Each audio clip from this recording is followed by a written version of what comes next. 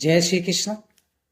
भक्तों, कभी भी ऐसा भोजन ग्रहण ना करें जो भगवान को भोग ना लगाया गया हो। आप जो भी भोजन ग्रहण करते हैं, सबसे पहले भगवान को अर्पण करके तब भोजन ग्रहण करना चाहिए। वही प्रसाद के रूप में ग्रहण करें। ऐसे एक कहानी सुनाते हैं। एक भक्त हुए हैं जिनका नाम अंगद जी था। वैसे तो स्वभाव से पहले से ही नास्तिक प्रवृत्ति के थे, लेकिन उनकी पत्नी भगवान की भक्त थी। अब अंगद जी जो है नास्तिक प्रवृत्ति के थे, पत्नी जो भगवान की भक्त थी। जिस घर में एक व्यक्ति भी भगवान का भक्त हो जाता है, पूरे कुल का उद्धार कर देता है। अब उनकी पत्नी जो है अपने मायके से ही सीख करके आई थी, क्योंकि मायके में संतों की सेवा होती रहती थी। वह उनके गुरुदेव के उपदेश सुनने को मिलते थे। विवाह के बाद जब वो अंगद जी के साथ ससुराल आई तो देखा कि वह राज्य बेबस तो था ही, लेकिन किसी संत का दर्शन संभव नहीं था।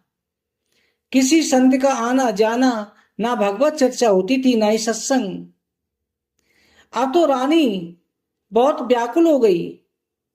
उन्हें मायके में रोज संतों का प्रसादी मिलती थी, सदगुरुदेव भगवान के दर्शन होते थे, लेकिन यह भक्ति का कोई भी वातावरण नहीं था। हालांकि अंगद जी की विशेषता थी, वो अपनी पत्नी को भगवत भक्त मानकर के बहुत श्रद्धा रखते थे। उनके भक्ति मार्ग में कोई विरोध नहीं करते थे, लेकिन स्वयं ना तो भक्ति का आचरण करते, ना संत महात्माओं के प्रति कोई श्रद्धा रखते और ना ही भगवान की आराधना करते थे।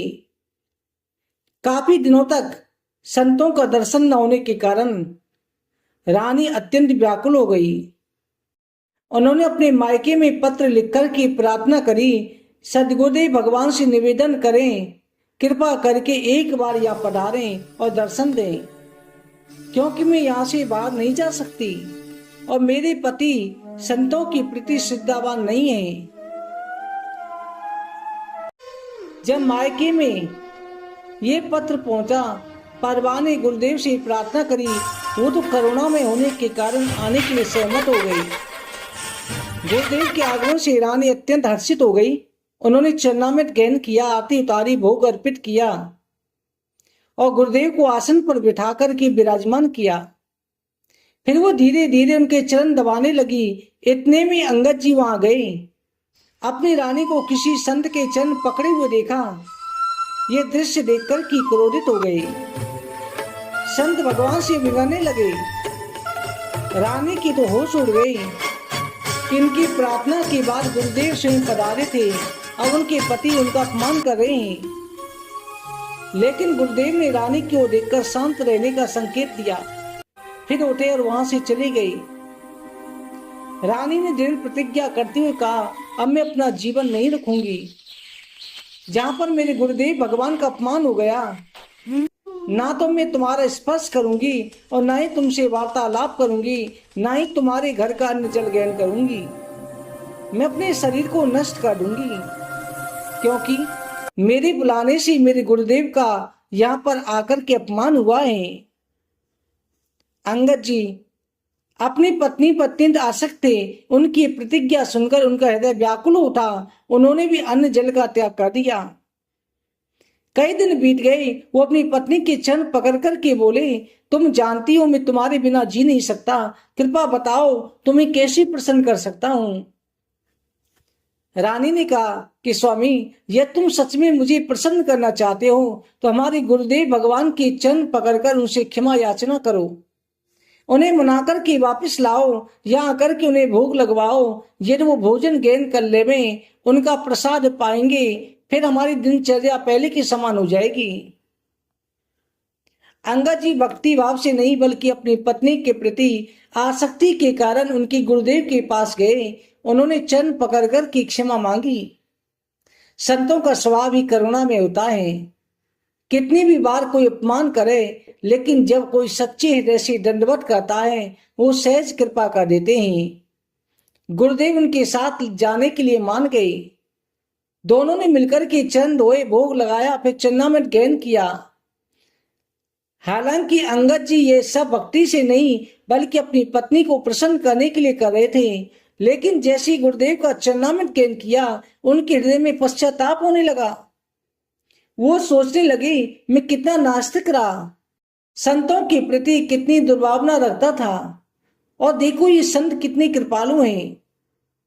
अब उनकी बुद्धि जो पहले विपरीत चिंतन करती थी अनुकूल चिंतन करने लगी। उन्होंने पत्नी से कहा, हमारा अब तक का जीवन व्यर्थ गया, कृपा मुझे बताओ भक्ति कैसी करनी चाहिए। धीरे धीरे ठाकुर सेवा में सहयोग देने लगे।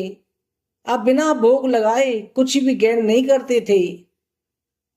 वर्षों से उनकी ये दिनचर्या बन गई, पहले ठाकुर जी को भोग लगाना, फिर केवल प्रसाद ही ग्रहण करना। साथ ही अंगद जी ने 4 पार्षद नियुक्त किए जिनका कार्य था जहां कहीं भी संत दिखाई दे उन्हें घर बुलाकर के भोग लगवाएं। अंगद जी वीर पुरुष थे, राजा के भतीजे भी थे। एक बार उन्होंने किसी राजा ने उन पर आक्रमण कर दिया। विजय प्राप्त करके उनका मुकुट जीत करके अंगद जी फिर ले आए। उस मुकुट में एक से एक हीरे जड़े थे जिसमें एक हीरा अत्यंत बहुमूल्य था। अंगद जी ने विशेष हीरे का मूल्य महत्व ज्ञात था। उन्होंने शेष जीते हुए हीरे विजय प्राप्त राजा को लौटा दिए। फिर अमूल्य हीरा अपने पास रख लिया कि हीरा जगन्नाथ जी के मुकुट पर जड़ेगा। राजा के कुछ मंत्री विशेष स्वभाव के दरबारियों ने राजा को उकसाया कि उस हीरे की कीमत आपके पूरे खजाने से भी अधिक है, आपको इसे हर हाल में वापस लेना चाहिए। राजा ने विनम्रता से अंगद जी से कहा, अंगद जी से आग्रह किया कि कृपा वो हीरा हमें दे दीजिए। अंगद जी अड़ंग रहे, नहीं, हीरा हमारे जगन्नाथ जी को अर्पित कर दिया है। मनुष्य की बुद्धि बदलने में देर नहीं लगती। राजा की बुद्धि में विकार आ गया। उसने ठान लिया कि मेरा भतीजा अंगद मान नहीं रहा, इसको मार दिया जाए, क्योंकि उसके चाचा थे। उन्हें सीधे मारने उचित नहीं लगता, वरना दरबार में निंदा होती। राजा ने षड्यंत्र किया। उसने अंगद की बहन जो राजमहल की रसोई तैयार करती थी अपने पक्ष में करने का प्रयास किया। राज परिवार में भोजन अत्यंत विश्वसनीय लोगों द्वारा ही बनाया जाता है। अंगद जी की बहन इसी कार्य में लगी थी। राजा ने उसे लालच देते हुए कहा, जितना तुम धन चाहोगी उतना दूंगा, बस तुम अंगद जी के भोजन में विष मिला दो। राजा ने अपने सामने विष लाकर दिया, उसे भोजन में मिलवा दिया। अंगद जी को षड्यंत्र का कोई आभास नहीं था। जैसा उसका नियम था उन्होंने भोजन को पहले ठाकुर जी को अर्पित किया, भोग लगाया, फिर भोजन करने बैठे। अंगद की बहन की बेटी जो प्रतिदिन उनके साथ बैठकर भोजन करती अचानक घर से गायब कर दी गई। अंगद जी ने पूछा, बिटिया कहाँ है? उसे बुलाओ। बहन ने झूठ कहा, खेलने चली गई है। अंगद जी ने दृढ़ता से कहा, नहीं, जब तक वो नहीं आएगी तब तक मैं भोजन नहीं करूंगा। उनके इन शब्दों का गहरा प्रभाव उसकी बहन पर पड़ा। वो विचार करने लगी, जो व्यक्ति मेरी पुत्री से इतना प्रेम करता है, क्या मैं उसे विष देकर मार सकती हूँ? उसने रोते हुए कहा, भैया भोजन ग्रहण मत करना। अंगद जी चौंक गए। क्यों? फूट फूट करके रोने लगी। राजा ने मुझे प्रलोभन देकर प्रेरित किया है, मेरी बुद्धि भ्रष्ट हो गई है, मैंने इस भोजन में विष मिला दिया है। अंगद जी ने अपनी बहन से कहा, तुम्हें चिंता करने की आवश्यकता नहीं, ये भोजन पहले ही ठाकुर जी को अर्पित कर दिया है। ये भोजन विषक्त था, अब ये ठाकुर जी का प्रसाद बन चुका है, अब इसे कैसे त्याग सकता हूँ? इसके बाद अंगद जी ने संपूर्ण भोजन ग्रहण किया, यहाँ तक कि झूठे पात्र भी चाट कर खा लिए। पर आश्चर्य की बात है, विष का उन पर कोई प्रभाव नहीं पड़ा, पूरे स्वस्थ और सुरक्षित रहे। इसलिए कहा जाता है, अर्पित किया गया भोजन कभी भी ग्रहण बिना अर्पित के मत करो, अर्पित करके भोजन ग्रहण करो। जब भी भोजन पाओ उसे ठाकुर जी को प्रसाद मानो। यदि तुम ऐसी स्थिति में हो जाओ, ठाकुर सेवा संभव नहीं है, भोजन सामने आ गया है, 1 मिनट के लिए आंखें बंद करो, अपने इष्ट देव का स्मरण करो, प्रभु को अर्पित करो, 2-4 बार नाम जप करके ग्रहण करो। बिना प्रभु को अर्पित किए जल भी ना पिए। ऐसा करने से आपकी बुद्धि मन निर्मल हो जाएंगी और आपका वो भोजन और जल प्रसाद बन जाएगा। बोले वृंदावन बिहारी लाल की जय।